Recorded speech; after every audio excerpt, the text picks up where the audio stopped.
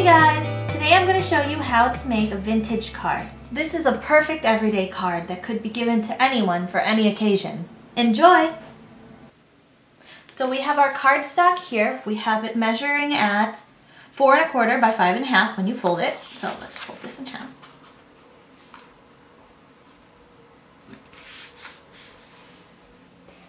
And for the designer paper, we're going to be using the Echo Park Times and Seasons 6x6 paper pad.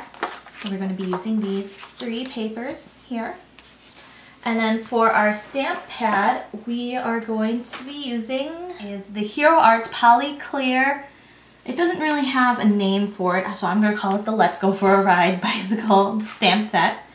And we're going to be using this big bicycle here as well as the sentiment Let's Go for a Ride. So let's get started. So I've taken one of our designer papers and I've cut it down to a 4 inch by 5 1/4 pad because I want it to just really like peek through here. So we're taking our ledger paper and we're going to go and be stamping it with that bicycle.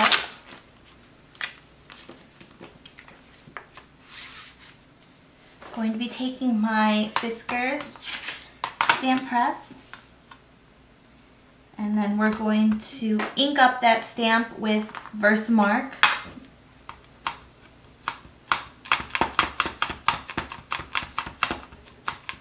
So before I stamp that, I'm going to prep my paper with some embossed powder. And what it does is that it coats the paper with a thin powder to go and make sure that you're only going to go and be embossing where you've put down your Versamark ink. So then you get a crisp line. I'm going to go and re-ink it because it's been here and it's probably dried out a little bit. So we're going to go and be pressing down this bite on here. Perfect. And then we're going to go and be taking our black embossing powder. This is the Stampendous Detail Black.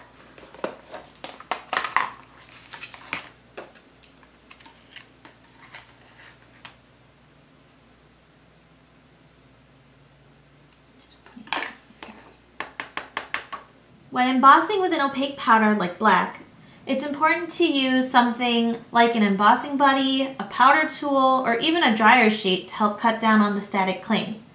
So then when you're applying the embossing powder, it only sticks to where you stamped with Versamark. Because if not, it tends to cling to other spots on the paper. And then when you heat it up, you're left with little black specks around your stamp and you won't have a clean image. Okay, I'm going to heat this up and be right back.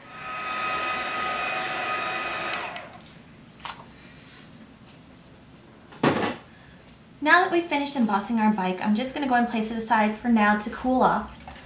While that's drying, we're going to move on to our sentiment. I've cut down some scrap parchment paper that I've gotten from this. It comes out like this. It's from the Recollections, Capturing Special Memories, 1 pound scrap cardstock that I bought from Michael's. I've taken it down and I've cut it down to a strip of 1/2 inch for the sentiment.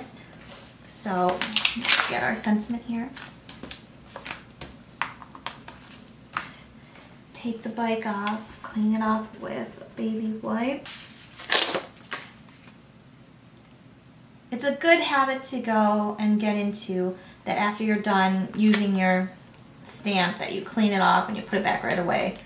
Or else sometimes you just have random stamp blocks that have random stamps that are hanging all over the place and you don't know where they've come from or when you got that. Line it up on the lines of your stamp press.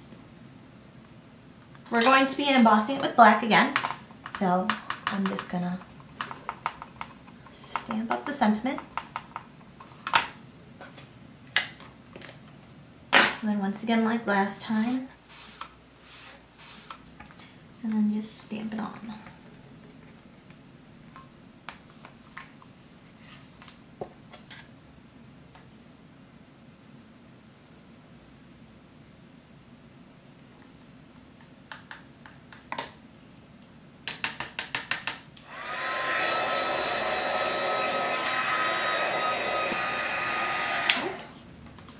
So then just like the bike, I'm going to go and set it aside because right now it's kind of warped. Sometimes you can go and heat the bottom half of it to kind of straighten it out. So we'll just let him sit there. So now that our bike has been dried and whatnot, I'm going to go and cut him down. Just cut off the edge so then it's a nice little square. Now I'm going to be taking this pattern paper that I've already cut down to 5.5 by 4 inches. So it's going to have about 1/4 of an inch border on the background cardstock. I'm going to take a circle punch and punch out a window out of the pattern paper. So then we can go and put the bicycle behind it and it'll peek through. I'm taking my 2¼ inch paper punch from EK Success.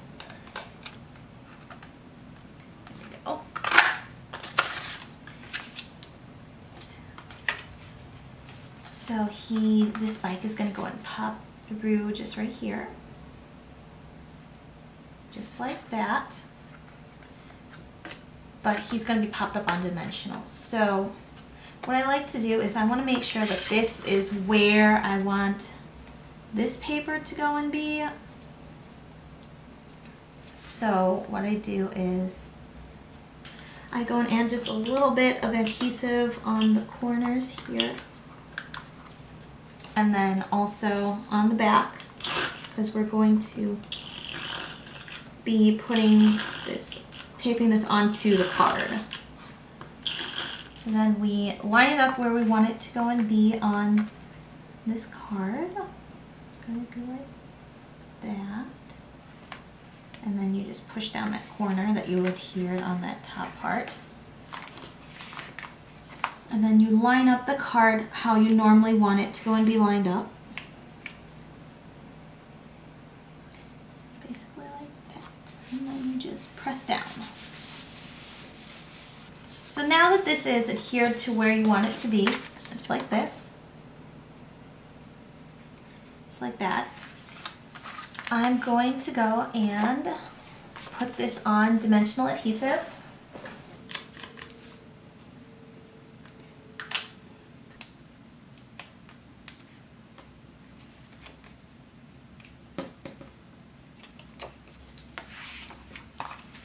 And then we're going to line up this card.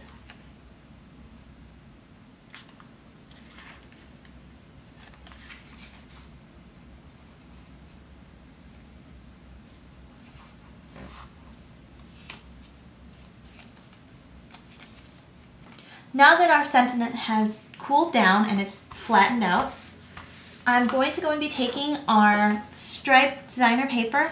I'm going to cut it in a diagonal and then slice it in this way, so then I get those nice diagonal strips. So I have out my Fiskars paper cutter and I've already cut that paper because it used to go and be in this direction with the up and down. I've cut it in a diagonal, so that's like this. And then what I do is I want to go and cut it in 1/4 of an inch strips, so that's right here. Right? Yes. It's right here. So this line right here. So I like to line it up against this line. And then put it down and then just run straight across. And then see, these are the kind of lines you get.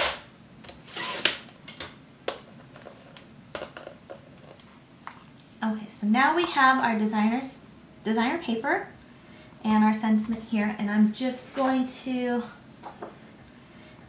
take the leftover parchment paper that I took the stripe or this little strip from here, and I'm just going to take one. I'm going to use the big one, the Mega Runner, and I'm just going to lay down some adhesive down here. Okay. And just line up this paper down at the bottom.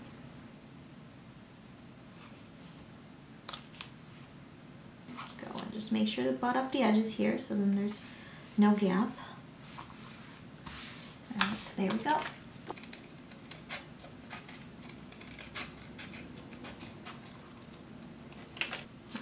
I'm going to go and cut it on a diagonal that goes with this pattern paper here on the edges. Just go down like that.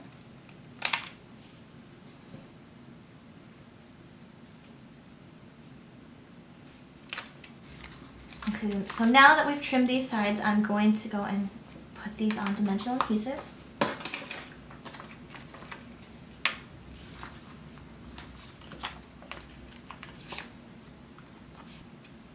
Line it up so then it doesn't overhang too much on that side. There. Yep. Perfect. So there's our card so far. So now we're going to go and be cutting out an additional ring over here just to go and line that window over here because it looks like it's not popping out enough, so I want it to go and pop out more. Now I'm taking some scrap paper from the same paper that we used for the sentiment, and I'm just laying some adhesive down so that it'll stay sticky on my grid mat. And then you just want to make sure it's adhered down. Then take your circle cutter. I'm using the EK Success circle cutter. And first we want to go and cut it out at the smaller circle, which is 2 1/4. So I'm going to put it there.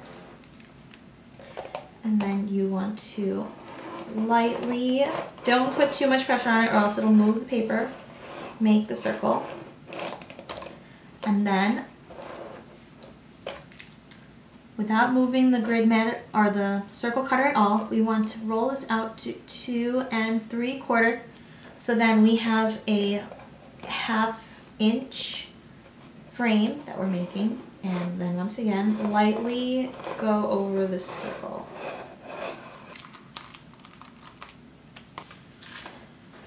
I'm going to take some Tombow Mono Multi-Glue to go and just run around the edges of this.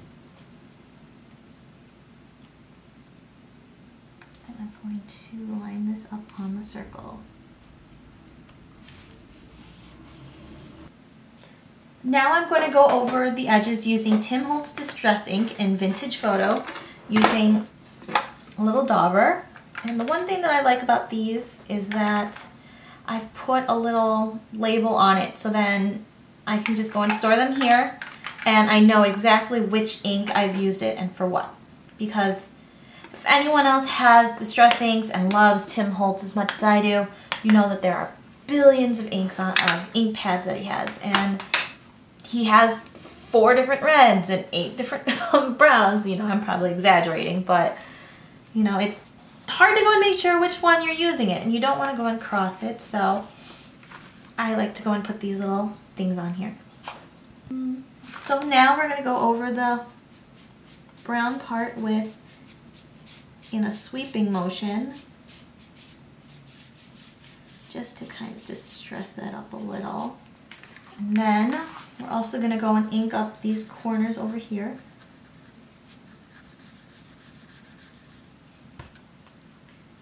Giving that vintage paper look. We also want to go around the edges, so let's do that. And just like I did with everything else, you just want to lightly brush over those light spots with some ink so then it doesn't stand out too much.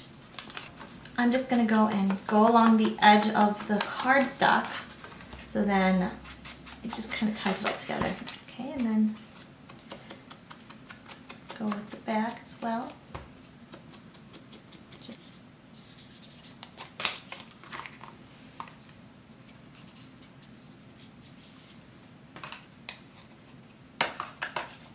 And there you go. So here is the finished card for today.